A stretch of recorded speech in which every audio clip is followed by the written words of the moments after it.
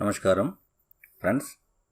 మనం ప్రభుత్వం నూతనంగా డిసెంబర్ 2023లో రీసెంట్గా ప్రవేశపెట్టిన సోషల్ స్టడీస్ విభాగంలో మెథడాలజీ సెకండ్ బుక్లో సెకండ్ లెసను చరిత్ర రాజనీతి శాస్త్ర బోధన అభ్యాసనం ఈ యొక్క టాపిక్ గురించి డీటెయిల్గా టెక్స్ట్ బుక్ నుండి నేర్చుకుందాం. టెక్స్ట్ బుక్ నుండి పాయింట్ మిస్ కాకుండా ప్రతిదీ కూడా ఈజీగా ఉండే విధంగా మైండ్ మ్యాపింగ్లో మీకు ఎక్స్ప్లెయిన్ చేస్తున్నాం. మెథడాలజీ ఏ విధంగా అయితే ఎక్స్ప్లెయిన్ చేసామో అదేవిధంగా కంటెంట్ కూడా ఎక్స్ప్లెయిన్ చేయడం జరిగింది. మీకు థర్డ్ క్లాస్ నుంచి ఇంటర్ వరకు బిట్ మిస్ అవ్వకుండా గమనించండి. బిట్ మిస్ అవ్వకుండా టెక్స్ట్ బుక్ నుండి ప్రతి అంశాన్ని కూడా మైండ్ మ్యాపింగ్లో ఇదే విధంగా రూపొందించి ప్లేలిస్ట్లో అందుబాటులో ఉంచాం. కావాల్సిన వారు చూడండి.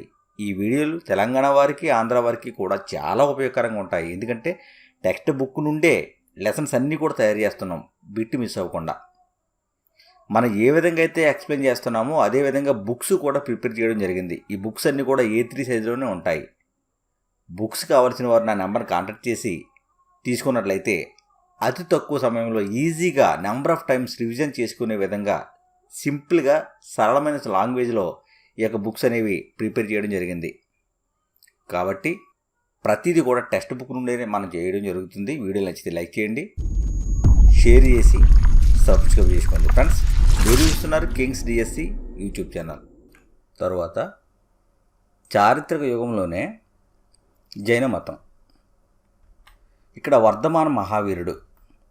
ఈయన వైశాలి నగరానికి చెందినవాడు. వర్ధమాన మహావీరుడు ఏ ప్రాంతానికి చెందినవాడు అంటే వైశాలి నగరానికి చెందినవాడు.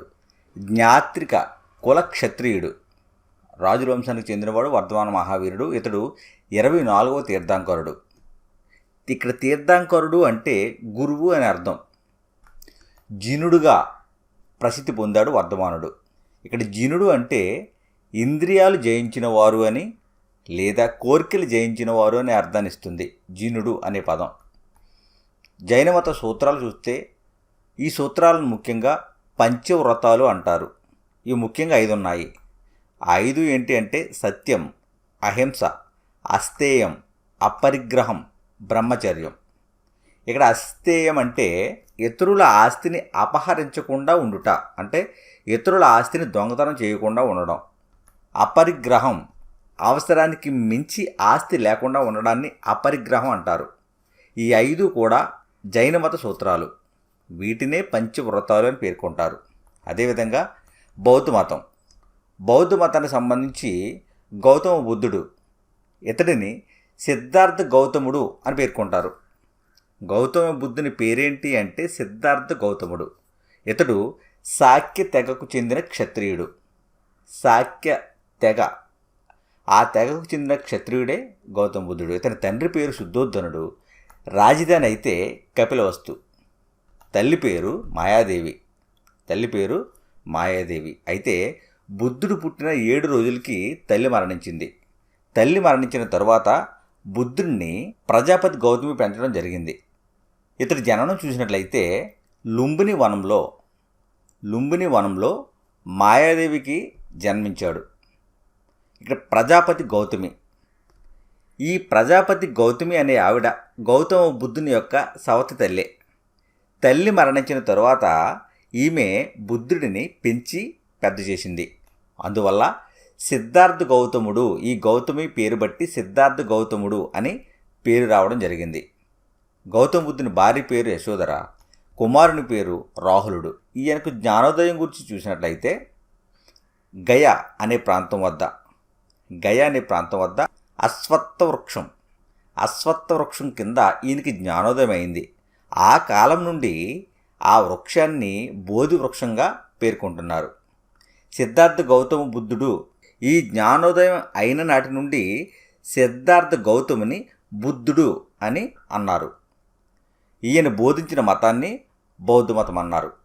జ్ఞానోదయం పొందిన అశ్వత్థ వృక్షాన్నేమో బోధి వృక్షము అని, జ్ఞానోదయం పొందిన నాటి నుండి బుద్ధుడు అని, బోధించిన మతాన్ని బౌద్ధ మతం అని పిలవడం జరిగింది. ఇక్కడ ధర్మచక్ర పరివర్తన. బుద్ధుడు పొందిన జ్ఞానాన్ని మొట్టమొదట 5 శిష్యులకు బోధించాడు. పొందిన జ్ఞానాన్ని బుద్ధుడు బోధించాడు. దీనినే ధర్మచక్ర పరివర్తన అని పేర్కొన్నారు. తర్వాత ఆర్య సత్యాలు, బుద్ధుని బోధనలను ఆర్య సత్యాలు అని పేరుతో పిలిచారు. ఇక్కడ అష్టాంగ మార్గం పేరుతో ఈ ఆర్య సత్యాలను వివరించడం జరిగింది. కోరికలు దుఃఖమయమని, కోరికలు తగ్గించుకోవాలి అని బుద్ధుడు బోధించాడు. కోరికలు దుఃఖమయం, కోరికలు తగ్గించుకోవాలి. తర్వాత మగధ రాజ్యం. ఆ కాలంలో మొదట షోడశ మహాజనపదాలు ఉండేవి. క్రీస్తు పూర్వం 6వ శతాబ్దం కాలంలో మొదట షోడశ మహాజనపదాలు ఉండేవి. ఎక్కడ? ఉత్తర భారతదేశంలో. ఈ షోడశ మహాజనపదాలు మొత్తం ఎన్ని అంటే 16 రాజ్యాలు. ఇందులో ముఖ్యమైన రాజ్యాలు ఏంటి అంటే మగధ, కోసల, అవంతి, వత్స, అంగ, లిచ్చివి. ఇందులో మగధ రాజ్యం అనేది చాలా బలమైనది. ఈ రాజ్యం గురించి చూసినట్లయితే మగధ రాజ్య రాజధాని రాజగృహం. ఈ మగధ రాజ్యంలో ముఖ్య రాజులు ఎవరు అంటే బింబిసారుడు, అజాతశత్రువు, చంద్రగుప్త మౌర్యుడు, బిందుసారుడు, అశోకుడు. మగధ రాజ్యం ముఖ్య రాజులు వీరు: బింబిసారుడు, అజాతశత్రువు, చంద్రగుప్త మౌర్యుడు, బిందుసారుడు, అశోకుడు. ఇక్కడ అజాతశత్రువు పాటలీపుత్రం అనే నగరాన్ని నిర్మించాడు. అజాతశత్రువు నిర్మించిన నగరం పేరేంటి అంటే పాటలీపుత్రం. ఈ అజాతశత్రువు నిర్మించిన పాటలీపుత్రం తరువాతి కాలంలో మగధ రాజులకు రాజధాని అయ్యింది. మొట్టమొదటి రాజధాని ఏంటి అంటే రాజగృహం. అజాతశత్రువు పాటలీపుత్రాన్ని నిర్మించాడు. ఆ నిర్మించిన నాటి నుండి తరువాతి తరం వారందరికీ కూడా ఈ మగధ రాజ్యానికి రాజధానిగా పాటలీపుత్రం అనేది నిలిచింది.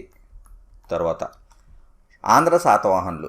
క్రీస్తు పూర్వం 200 నుంచి క్రీస్తు శకం 300 అంటే ఇంచుమించు 500 సంవత్సరాలు.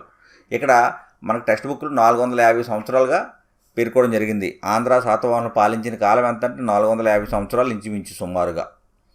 మౌర్యుల తర్వాత మగధ రాజ్యాన్ని పాలించిన వారు పుష్యమిత్రశృంగుడు, వాసుదేవుడు. పుష్యమిత్రశృంగుడు ఏమో శుంగ వంశానికి చెందినవాడు, వాసుదేవుడు అయితే కాన్వా వంశానికి చెందినవాడు. వీరి పరిపాలన అంటే పుష్యమిత్రశృంగుడు, వాసుదేవుడు వీరి పాలనా కాలంలో మౌర్యులకు సామంతులుగా ఆంధ్ర శాతవాహనులు మన ఆంధ్ర ప్రాంతంలో స్వతంత్ర రాజ్యం స్థాపించారు. వారు మౌర్యులకు సామంతులుగా ఉన్న ఆంధ్ర శాతవాహనులు, పుష్యమిత్రశృంగుడు, వాసుదేవుడు వీరి కాలంలో ఆంధ్ర ప్రాంతంలో స్వతంత్ర రాజ్యాన్ని స్థాపించారు. ఇది దక్కన్ ప్రాంతంగా పిలువబడేది లేదా దక్షిణాపదం అని పేర్కొన్నారు. ఇక్కడ ఐతరేయ బ్రాహ్మణం. ఈ ఐతరేయ బ్రాహ్మణం ఎక్కడిది అంటే ఋగ్వేదంలోది. ఈ ఋగ్వేదంలో ఐతరేయ బ్రాహ్మణంలో ఆంధ్రుల గురించి మొదట ప్రస్తావన ఉంది. నెంబర్ ఆఫ్ టైమ్స్ ఇది కాంపిటేటివ్లో అడిగిన ప్రశ్న. ఆంధ్రుల గూర్చి మొట్టమొదట పేర్కొన్న గ్రంథం ఏది అంటే ఐతరేయ బ్రాహ్మణం. అదేవిధంగా మెగస్తనీస్ ఇండికా గ్రంథంలో ఆంధ్రుల గూర్చి రాశాడు. మెగస్తనీస్ తన గ్రంథమైన ఇండికా గ్రంథంలో ఆంధ్రుల గూర్చి ప్రస్తావించాడు. ఆంధ్ర శాతవాహనుల నివాసం దక్షిణాపదం. ఇది కృష్ణా గోదావరి నదుల మధ్య ప్రాంతం ఈ దక్షిణాపదం. ఈ ఆంధ్ర శాతవాహనుల రాజధాని శ్రీకాకుళం. ఇది మొదటి రాజధాని. ఇది విజయవాడ దగ్గరలో ఉంది. తర్వాత ప్రతిష్టానపురం. ఎక్కడ? మహారాష్ట్రలో శాతవాహనుల రాజధాని ఏది అంటే ప్రతిష్టానపురం. అదేవిధంగా ధాన్యకట్టకం. ఇది గుంటూరు జిల్లాలో, ప్రస్తుతం అమరావతి అని పేర్కొంటున్నాం. ఈ ధాన్యకట్టకము, ప్రతిష్టానపురము ఈ శాతవాహనుల రాజధానులుగా ఉన్నాయి. ఇక్కడ శ్రీముఖుడు. శాతవాహనుల రాజ్య స్థాపకుడు ఎవరు అంటే శ్రీముఖుడు. మొత్తం శాతవాహనులు దాదాపు 30 మంది ఉన్నారు. ఈ 30 మంది 450 సంవత్సరాలు పాలించినట్లు చరిత్ర మనకు చెబుతుంది. ఈ శాతవాహనుల్లో గొప్ప రాజులు ఎవరు అంటే శాతకర్ణి, పులోమావి, హాలుడు, గౌతమిపుత్ర శాతకర్ణి. ఇక్కడ శ్రేణులు అంటే ఏంటి అంటే శాతవాహనుల కాలంలో చేతి వృత్తుల వారు ఉంటారు. ఈ చేతి పరిశ్రమల వారు సంఘాలనే శ్రేణులు అన్నారు. చేతి వృత్తుల వారి యొక్క సంఘాలను శ్రేణులు అని శాతవాహనుల కాలంలో పేర్కొన్నారు. అదేవిధంగా ఆ కాలంలో రచనలు చూసినట్లయితే గుణాఢ్యుడు బృహత్కథ అనే రచన, హాలుడు గాథ సప్తసతి అనే రచన, శర్వవర్మ కాతంత్ర వ్యాకరణము, నాగార్జునుడు ఈయన బౌద్ధ మత గ్రంథాలు అనేకమైనవి సంస్కృతంలో రచించాడు. ఆచార్య నాగార్జునుడు బౌద్ధ మత గ్రంథాలను సంస్కృతంలో రచించాడు. ఈయన గొప్ప వేదాంతి. అంతేకాకుండా విశ్వవిద్యాలయాన్ని కూడా నిర్మించాడు నాగార్జునుడు. ఎక్కడ? నాగార్జున కొండ వద్ద. ఇది గుంటూరు జిల్లాలో ఉంది. ప్రస్తుతం ఆచార్య నాగార్జున యూనివర్సిటీ అని పిలుస్తున్నాం. తర్వాత శాతవాహనుల తర్వాత పాలించిన వారు ఎవరు అంటే ఇక్ష్వాకులు. వీరి రాజధాని విజయపూరి. ప్రస్తుతం ఇక్కడ నాగార్జున సాగర్ డ్యామ్ నిర్మించడం జరిగింది. ఈ విజయపూరి రాజధాని ప్రాంతంలో నేటి నాగార్జున సాగర్ డ్యామ్ను మనం చూడొచ్చు.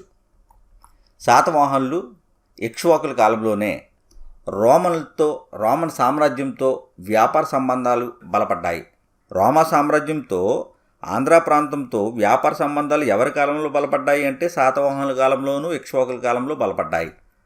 ఈ ఇక్ష్వాకులు తరువాత పల్లవులు, విష్ణుకుండినులు మొదలగువారు పాలించారు. తరువాత సంగం యుగం. ఫ్రెండ్స్, నెక్స్ట్ విభాగంలో ఈ అంశం మిగిలిన అంశాలు డీటెయిల్గా నేర్చుకుంది. వీడియో నచ్చితే లైక్ చేయండి, షేర్ చేసి సబ్స్క్రైబ్ చేసుకోండి. Thank you.